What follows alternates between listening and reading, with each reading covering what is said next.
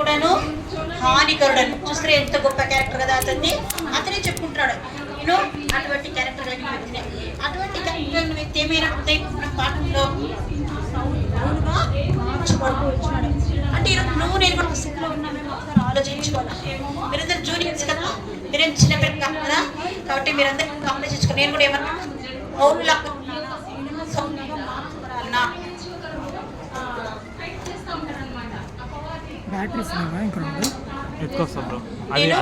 పౌరులాగా ఉన్నాను, నేనేమన్నా సౌరులాగా ఉన్నా, నేను పౌరులాగా మార్చబడాలని ఈరోజు నువ్వు నేను ఆలోచించుకుందామా. మనమంతా పెద్ద క్లాసులే కదా, మనం ఏమన్నా యూకేజీ ఎల్కేజీలా కాదు కదా. కాబట్టి మీరంతా ఆలోచించుకోవాలి ఈరోజు. అమ్మ నేను సౌరులా ఉన్నానా పౌరులాగా మారిపోవాలని ఈరోజే నిర్ణయం తీసుకుని దేవుడిని అడుగుదామా. అడిగితేనే 4th లెసన్కి పోయేది. మనము ఊరికే విని మర్చిపోయి ఇదేమన్నా మన కామన్ క్లాసెస్ కాదు కదా. మనము మారు మనసు రక్షణ దేవుని కలిగి ఉండడానికి వరకే మంచి వారిలాగా ఉండాలని మనం ఈరోజు ఈ VBS 4th క్లాస్కి వచ్చినాం. ఓకేనా? కాబట్టి మనం అందరం ప్రేయర్ చేసుకొని పెడతాం పోయేటప్పుడు కూడా. ఎట్లా ఉన్నాడు ఆయన? అంత హానికరమైన వ్యక్తి. దేవుని ఏర్పాటును బట్టి దేవుని ఎన్నిక చొప్పున ఆయన పౌలుగా మార్చబడుతూ వచ్చాడు. పౌలుగా మార్చబడ్డాడంట. ఆయన పౌలుగా మార్చబడినప్పుడు ఆయన మనము చెడ్డవాళ్ళుగా ఉండి ఒక్కసారిగా మంచివాడైనామనుకో, మన చెడు స్నేహితులు ఏమనుకుంటారంటే ఎందుకబ్బా ఈ అబ్బాయి నాతో ఆటలకు షేర్ రావడం లేదు, షికార్లకు నా దగ్గర షేర్ కావడం లేదని వాళ్ళు బాధపడుతుంటారు. ఆ విధంగా అక్కడ దమస్కులో ఉన్నారు కదా, వాళ్ళు ఏం చేస్తున్నారంటే యూదులు ఇతన్ని ఎప్పుడైతే నేను మారిపోయానని చెప్తూ వచ్చాడు కానీ వాళ్ళు ఒప్పుకోవడం లేదంట. నేను మంచివాడిని అయిపోయానని అన్నారు కానీ వాళ్ళు ఏమాత్రం దాన్ని ఒప్పుకోక ఆయన్ని చంపాలనే ప్రయత్నం చేసినప్పుడు మన పౌలు గారిని అక్కడున్న విశ్వాసులు ఏం చేస్తారంట, విశ్వాసులైన ఒక గంపలో పెట్టి ఉదయకాలం ఇవన్నీ వింటూ వచ్చినాం మనం. విశ్వాసం ఉన్నారు కదా అక్కడ, ఈయన గురించి ఎరిగిన వారు, ఈయన మారు మనసు రక్షణ పొంది క్రైస్తవులకు సహాయం చేసే వ్యక్తిని నమ్మిన ఈ విశ్వాసులు ఏం చేస్తున్నారు, ఆయన గంపలో పెట్టి యెరూషలేముకు పంపివేస్తున్నారు. ఈ విశ్వాసులు అనే వాళ్ళందరూ ఉన్నారు కదా, వాళ్ళు ఉన్నారు కదా, వాళ్ళు దమస్కులో వాళ్ళు పంపివేస్తారు. వాళ్ళ కథ వాళ్ళు మీరు డ్రైవర్ ప్రతి కథ బాగాలేదు, మీకు ఇష్టం లేదు అని పంపేస్తే ఎట్లా పోతున్నాడో తెలుసా? చాలా సంతోషంగా పోతున్నాడంట.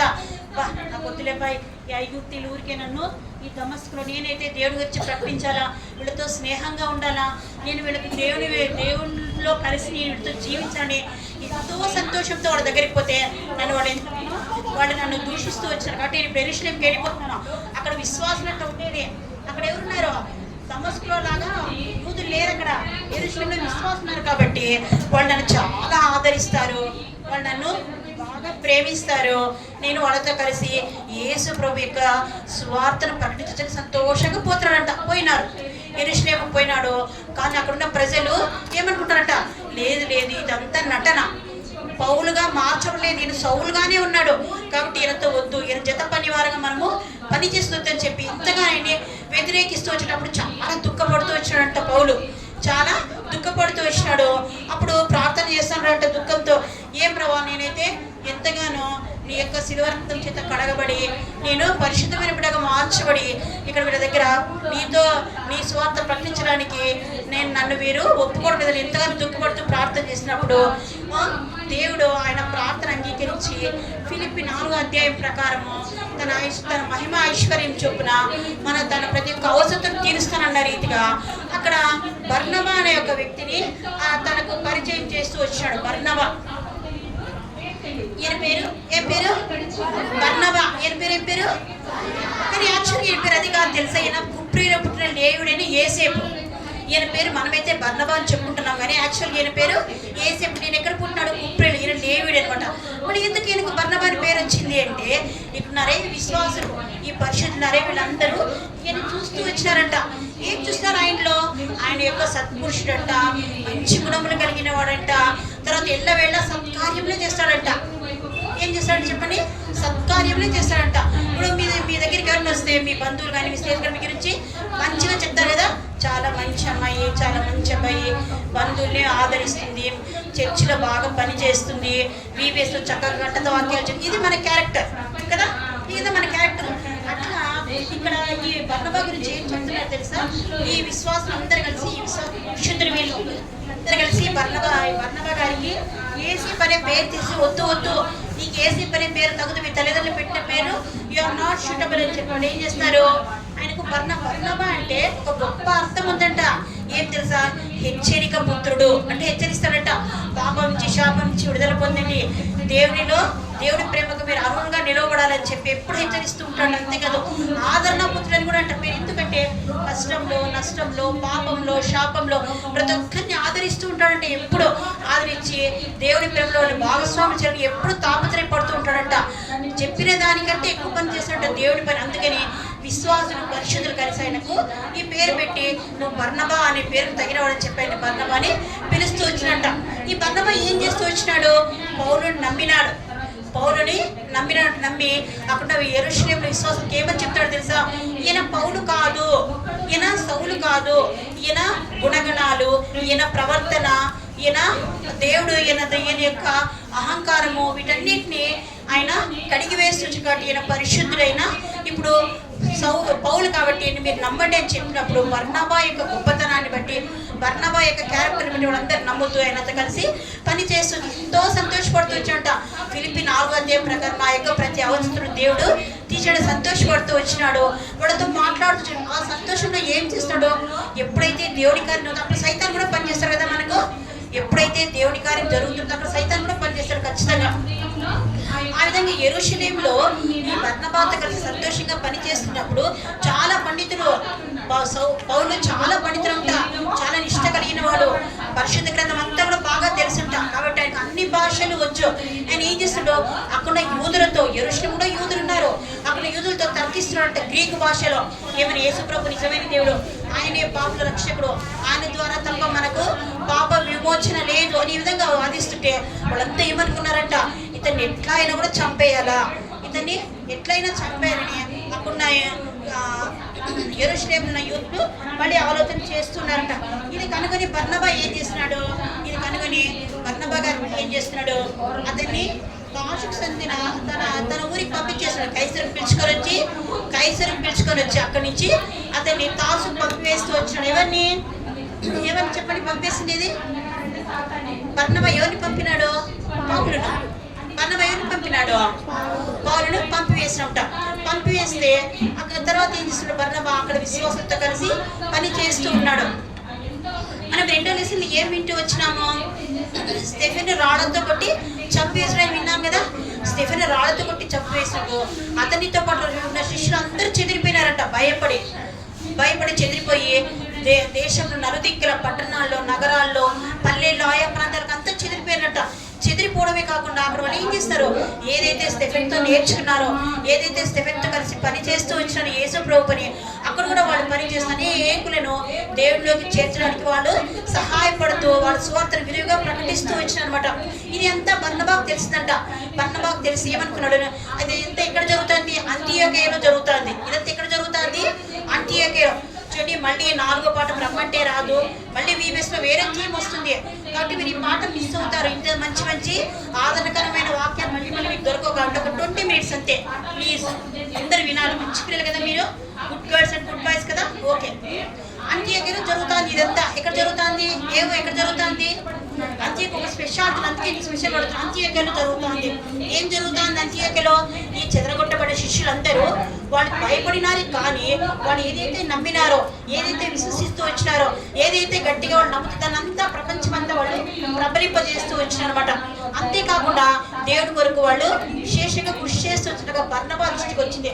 అప్పుడు మళ్ళీ పురుషులంతా కలిసి చెప్తున్నారు, మన బర్నబా గారిని ప్రయాణం చేసినారు, ప్రేయర్ చేసినారు, కూర్చోబెట్టుకుని ప్రేయర్ చేసి నువ్వు అంత్యోకియకు పోయి వాళ్ళని బలపరచు, అంత్యోకియకు పోయి వాళ్ళని బలపరిచి మరింతగా వాళ్ళ ప్రయాసకు తగిన నీ కృషిని తోడు చేసి మరింతగా ప్రభు యొక్క పరిచయం చేయాలని చెప్పేసి వాళ్ళు పంపించినప్పుడు బర్నబా సంతోషంగా వెళ్తూ వచ్చాడు.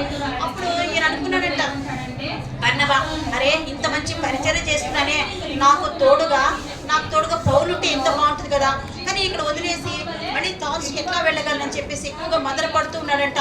ఆ సమయంలో ఎప్పుడైతే విశ్వాసులతో కలిసి బర్నబా విశేషంగా దేవుని స్వార్థ ప్రకటిస్తూ వచ్చినాడో అప్పుడు అక్కడ ఏం జరిగిందంట, అనేక మంది విశ్వాసం ఉంచి దేవుని బిడ్డలుగా ఎన్నిక చేయబడుతూ పిలువబడుతూ అప్పుడు ఎవరైతే దేవుడిని నమ్ముతుందో వాళ్ళని క్రైస్తవులు. అంతవరకు క్రైస్తవుని ఎక్కడ మనం వినపడలేదు. వినిపించిందా? ఎందుకు అంత్యోకి ఒక స్పెషాలిటీ ఉందని చెప్తూ వచ్చినాను. అంత్యోకి ఎందుకు స్పెషాలిటీ అంటే అక్కడ ఎవరైతే యేసుప్రభు నమ్ముతూ వచ్చారో, అక్కడ ఎవరైతే యేసుప్రభు విశ్వాసం ఉంచుతూ వచ్చారో, ఎవరైతే యేసుప్రభు రక్షకులను నమ్మినారో వాళ్ళని క్రైస్తవుని అప్పటి నుంచి పిలువబడుతూ వచ్చింది. ఇప్పుడు నీ ఫ్రెండ్స్ మీరు క్రిస్టియన్ కాబట్టి ఎట్లా ఒప్పుకుంటావు? నువ్వు నువ్వు క్రిస్టియన్ కాబట్టి ఎట్లా ఒప్పుకుంటావు? ఒప్పుకోవాలంటే నీకేమిటో తెలుసా? ఒక ఎబిలిటీ ఉండాలా. అవును కదా, నా పాపం నుండి దేవుడి రక్తం నేను కడగబడినాను, నేను పాపంలో క్షమించబడినాను, రక్షకుడికి యేసుప్రభు ఒప్పుకున్నాను అని అనుకున్నప్పుడు నువ్వు క్రిస్టియన్ అని చెప్పడానికి ఇష్టపడాలి. కాబట్టి ఇది ఫస్ట్ ప్రైమరీ క్వాలిటీ, నువ్వు క్రిస్టియన్ అని చెప్పడం. కాబట్టి మీరు ఈరోజు నుంచి ఇది నేర్చుకోవాలా. చిన్నతనంలో అదే అంటారు పెద్దవాళ్ళు, మొక్క ఇవ్వగలిగింది మాన ఇవ్వగలరు. కాబట్టి మీరు ఎప్పుడైతే ఇది నేర్చుకుంటారో అవును కదా, మరి మంచి బిడ్డగా సొసైటీలో, స్నేహితుల్లో, ఇంట్లో, సంఘంలో, సమాజంలో, మా పాస్టర్ గారి దగ్గర, మా సండే స్కూల్ టీచర్ దగ్గర ఉండాలనుకుంటారు. అప్పుడు మీరు మొదటిగా ఎట్లా ఉండాలా? పాపం ఒప్పుకొని యేసుప్రభుని రక్షకుడిగా అంగీకరించాట. ఈ విధంగా జరుగుతున్నప్పుడు తర్వాత ఆయన పౌలు కూడా పిలిపించుకొని పౌలు, బర్నబా కలిసి బాగా ఎక్కువగా దేవుని ప్రకటించవచ్చు. అనేక మంది రక్షణ పొందుతూ వచ్చినారనమాట.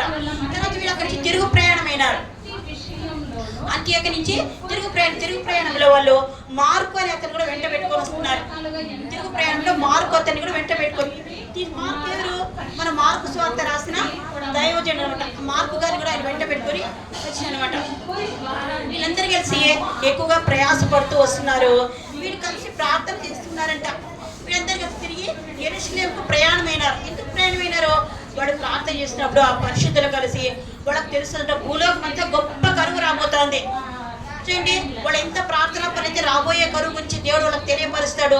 భూలోకం అంతా గొప్ప కరువు రాబోతుంది అని చెప్పేసి ఈ బర్నబాను, తర్వాత మన పౌలు గారు, మార్కు గారు ప్రార్థన చేస్తూ వాళ్ళు ఆలోచిస్తున్నట్టు నిజమే కదా, ప్రజలకు ఆహారము, ఇతర అవసరాలని తీర్చబడాలి కదా అని చెప్పేసి వాళ్ళు అక్కడ ధనాన్ని సేకరించడం మొదలు పెట్టినారు. ఎప్పుడైతే వీళ్ళు చెప్తూ వచ్చినారో, పౌలు, మార్కు ఎప్పుడైతే చెప్తూ వచ్చినారో అనేకులు వాళ్ళకు తోచినంత, తక్కువ ఇచ్చిన వాళ్ళు, ఎక్కువ ఇచ్చిన వాళ్ళు, విశేషంగా ఇచ్చిన వాళ్ళు ఉన్నారంట.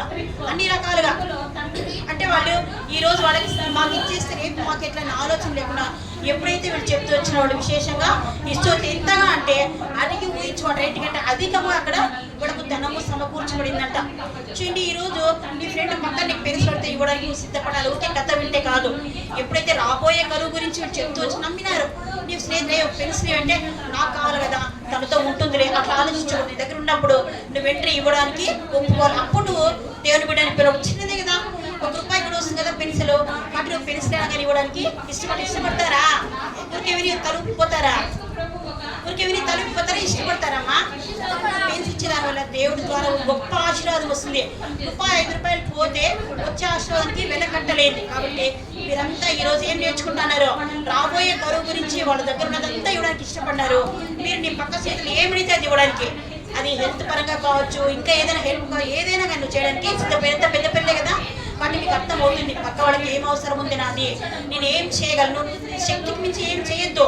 నీ చేత ఏంది, నీ క్యాపబిలిటీని బట్టి చేయడానికి ఈరోజు నేర్చుకోవాలా. సెకండ్ క్వాలిటీ తెలిసిందా? ఫస్ట్ ఏమి, దేవుడు రక్షకులను నమ్మినప్పుడే నువ్వు క్రైస్తవురాలు. రెండోది ఏమి, నీకున్న దాంట్లో సహాయం చేయగలిగినప్పుడే నువ్వు క్రైస్తవురాలు. ఓకేనా? ఏ పాపా ఓకే. ధనమంతా తీసుకుని సంతోషంగా వస్తున్నారు. చూడండి, ప్రజలకు సహాయం చేయడం వాళ్ళకి ఎంత ఇష్టం వచ్చిందండి.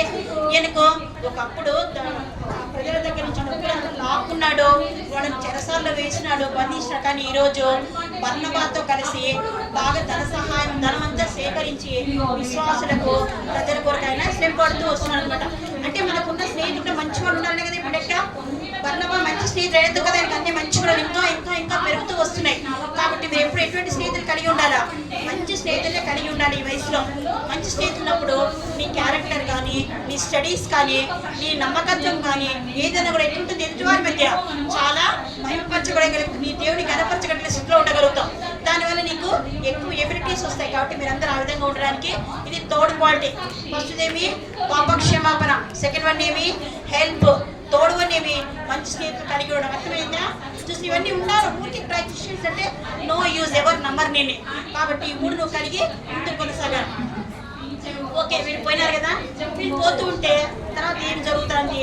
వాళ్ళు పోయినారు, ఎట్లా ఓడలో పోతున్నారు, వాళ్ళ ధనం తీసుకుని వాళ్ళు ఓడలో ప్రయాణమై పోయినారు.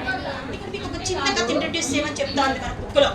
ఇప్పుడు ఎట్లయితే వాళ్ళంటే గొప్పవాళ్ళు, బర్నబా, పౌలు, తర్వాత ఇంకెవరు మార్పులంతా చాలా చాలా చాలా గొప్పవాళ్ళు. మీకు చిన్న కథ చెప్తే, ఎందుకంటే మీరు చిన్నపిల్ల కదా, నేనా ఏ పాప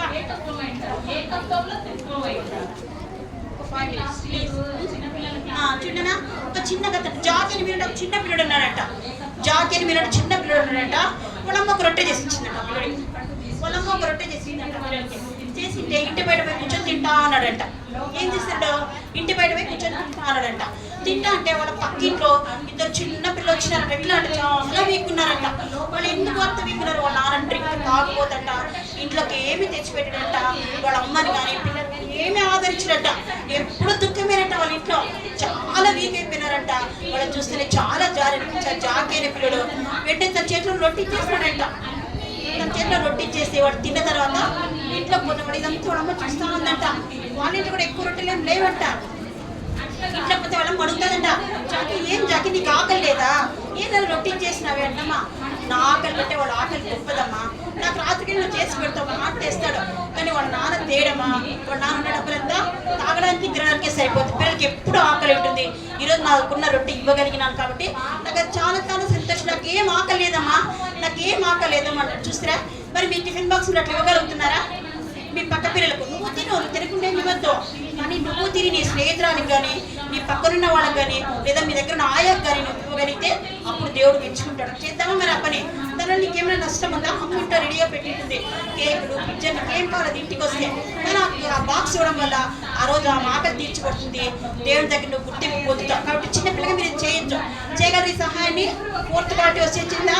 ఫోర్త్ పార్టీ వచ్చేసిందా? క్రైస్తవులు ఉన్నప్పటికీ ఇవన్నీ కలిగి ఉన్నారు కనుకనే బర్నబా, ఇవన్నీ కలిగి ఉన్నారు కనుకనే పౌలు గొప్పవాడు, ఇవన్నీ కలిగి ఉన్నారు కనుకనే మార్కు స్తోత్రం రాయగలిగినాడు. మార్కు మనల్ని కూడా దేవుడు అంత గొప్పవాళ్ళని చేయాలనుకుంటే మనకి ఇక్కడ కూర్చోబెట్టినాడు. ఓకేనా? ఓకేనా? అర్థమవుతుంది. ఇట్లే ఉంటాం మనం. ఇంకా పెద్దగా నెక్స్ట్ ఇయర్ జూనియర్స్ సీనియర్స్లోకి వెళ్ళిపోతాం. నెక్స్ట్ ఇయర్ మేము ఎదుగులేకుంటారు, మీరు జూనియర్స్ సీనియర్స్లోకి వెళ్ళిపోతారు. అప్పుడు ఇంకా గొప్ప గొప్ప విషయాలు అర్థం కావాలి, ఇవి అర్థం కావాలా, ఈ క్వాలిటీస్ కలిగి మీరు పక్క రూమ్లోకి వెళ్ళాలి. ఓకేనా? సరే, ఆ జాకిని అంతా మెచ్చుకోరు కదా. దేవుడు అడుగుతాడు, ఓకే బిడ్డ నువ్వు చేస్తావా పని? మీరు ఎప్పుడు కంటతా వాక్యం వస్తాం. ఎందుకు ఈ పాఠం అంతా కలిసి ఒక కంటతా వాక్యం. గలతీ 6:10 చదవండి ఎవరినొకరు. గలతీ 6:10 ఫాస్ట్. జూనియర్స్ మీరేమో చిన్నపిల్లల చదువులని నేను చదివేస్తాను అంతే.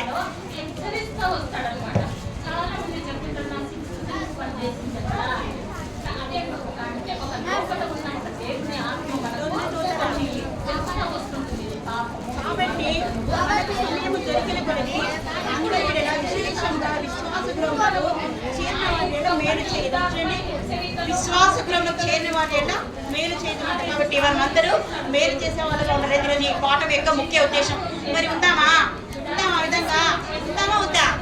ఇప్పుడు అడుగుతున్నాడు దేవుడు. సరే, నువ్వు పాఠం విన్నావు కదా, ఓకే పాఠం విన్నావు. ఏం విన్నావు? పౌలు అతని స్నేహితుడు విన్నావు. సరే, ఇప్పుడు పరిశుద్ధాత్మ అంటే ఏమర్థమైంది? పరిశుద్ధాత్ముడు అంటే ఏమర్థమైంది చెప్పండి.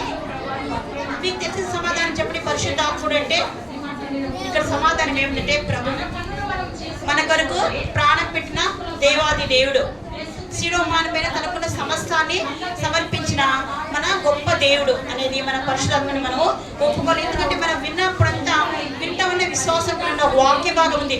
దాన్ని ఎప్పుడైతే మనం ఆధారం చేసుకున్నప్పుడు మనలో క్రైస్తవుని క్వాలిటీస్ అన్ని కూడా మనలో వస్తాయి అన్నమాట.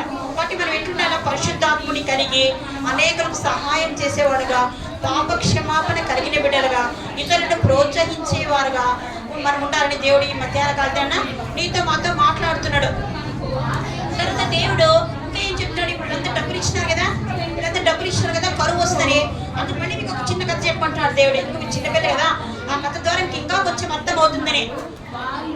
ఏ నానా రే బాబు 2 minutes వినా, మళ్ళీ ఒక చిన్న కథ చెప్పండి. ఏం తెలుసా? ఆ కథలో షారా అని అమ్మాయిందంట. మీ వయసే షారా అని అమ్మాయిందంట.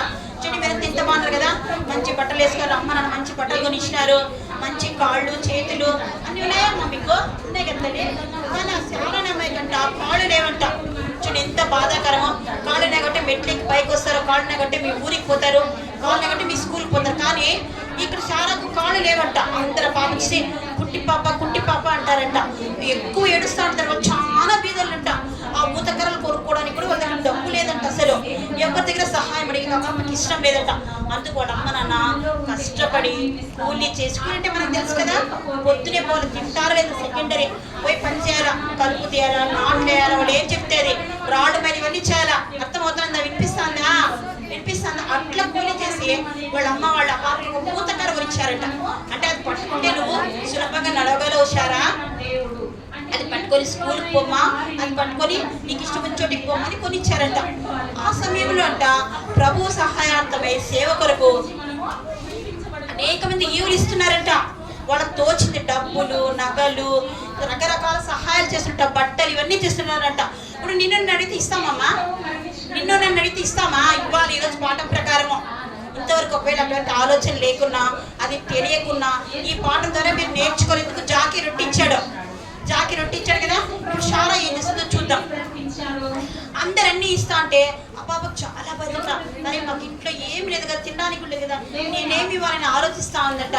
అప్పుడు ఏమైపోయిందంట పాప, వెంటనే అక్కడ వాళ్ళ దగ్గరికి పోయి తన ఉతకరిచ్చేస్తాను. అది లేకుంటే పడిపోతుంది, అది లేకుంటే నడవలేదు, అది లేకుంటే తనకి ఏ సపోర్టు లేదంట, పొనిగొట్టుకోవడానికి తన దగ్గర డబ్బు లేదు. కానీ ఆ శారణ అమ్మాయి ఇచ్చేసిందంట ఉతకర.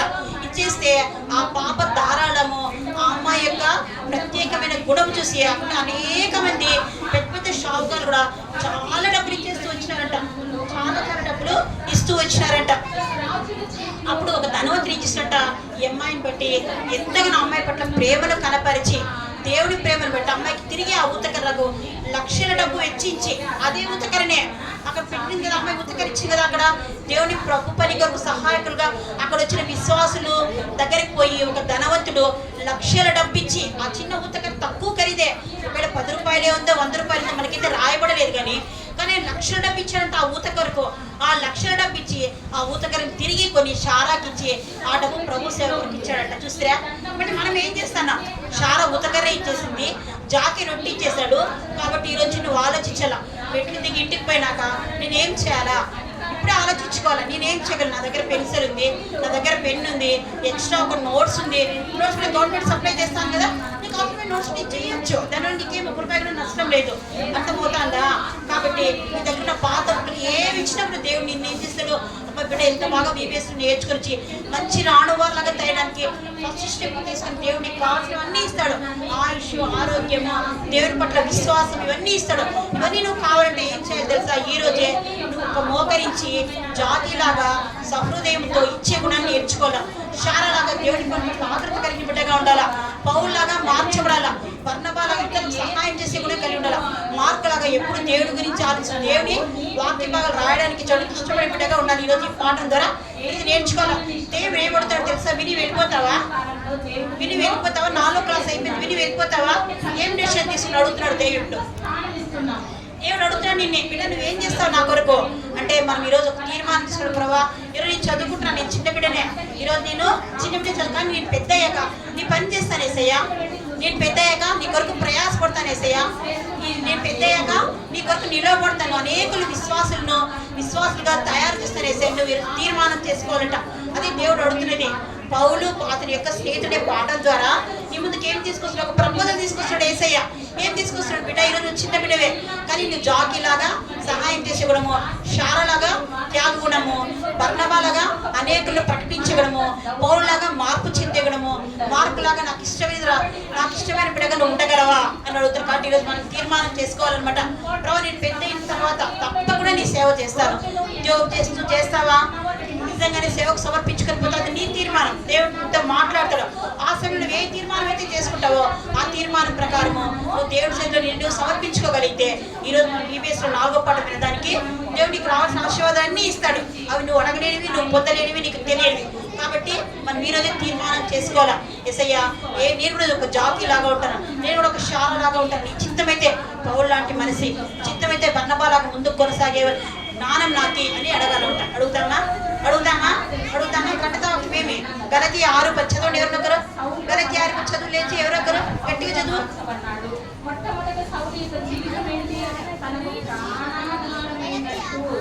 కాబట్టి మనకు సమయం దొరికిన కొలది అందరి ఎడలను విశేషముగా విశ్వాస గృహమునకు చేరిన వారి ఎడలను మేలు చేయుదుము. దేవునికి చేరిన వారి ఎల్ల మేలు చేస్తాం. ఈరోజు తీర్మానం చేసుకుంటాం. నేను కూడా మీతో పాటు నేను కూడా తీర్మానం చేసుకుంటూ ఉన్నాను. అయితే దేవుడు ఎప్పుడైతే ఆ సౌలుతో మాట్లాడుతూ వచ్చాడో అప్పుడు సౌలు ఏం చేశాడో పౌలుగా మారుతూ వచ్చాడు. పౌలుగా మారినప్పుడు ఆయన బిహేవియర్ ఎట్లుందా? లేదు. అసలు ఆ కొత్త నిబంధన గ్రంథంలో పౌలు అంత శ్రేష్టమైన సువార్తనే వాళ్ళగా మనం ఎవరు పెట్టచ్చు. అంత శ్రేష్టమైన ప్రార్థన. ప్రేమల మా తండ్రి, జీవగల మా ప్రభా, ఈ మధ్యాహ్న కాలంలో మా ప్రియ సోదరులు సిస్టర్ తండ్రి, ఇతర జూనియర్స్లు 4వ లెసన్ ప్రభా మరి పౌలు యొక్క స్నేహితుడు బర్నబా గురించి మా మధ్యకు తీసుకొచ్చిన తండ్రి, అనేకమైన ప్రభా నీ వాక్యం ద్వారా మాతో మాట్లాడుతూ వచ్చినావు. అందరూ ఏడలా విశ్వాసం చేరిన వారిలా మేలు చేయవారు ఉండాలని ఈశ్వరుని ప్రభా ఎన్నో ప్రభా నీ వాక్యాలు సాక్ష్యాలు మాతో మాట్లాడుతూ వచ్చిన మరి గురించి అయితే మీ ప్రభా అలాగే నా తండ్రి పౌలు గురించి బర్నబా గురించి మేము ఏదైతే తీర్మానం చేసుకున్నామో ఇతరుల ప్రభా మేము మేలు చేయవారుగా, ఇతరుల యొక్క అవసరంలో ఉన్నప్పుడు ఆకలి తీర్చేవారుగా ఒక తీర్మానంతో మేము వెళ్ళండి. మా సహాయం చేయమని ఇతని ప్రవర్తింపబడిన లెసన్ పిల్లలు ప్రభు ఏదైతే వింటూ వచ్చినారో ప్రభా మరి ఆ యొక్క వర్కులు ఆన్సర్ చేయడానికి మీరు సహాయం చేయమని నా ప్రభు నా రక్షకుడు యేసుక్రీస్తు నామని ప్రార్థించి అడిగి వేడుకుంటున్నాను తండ్రి.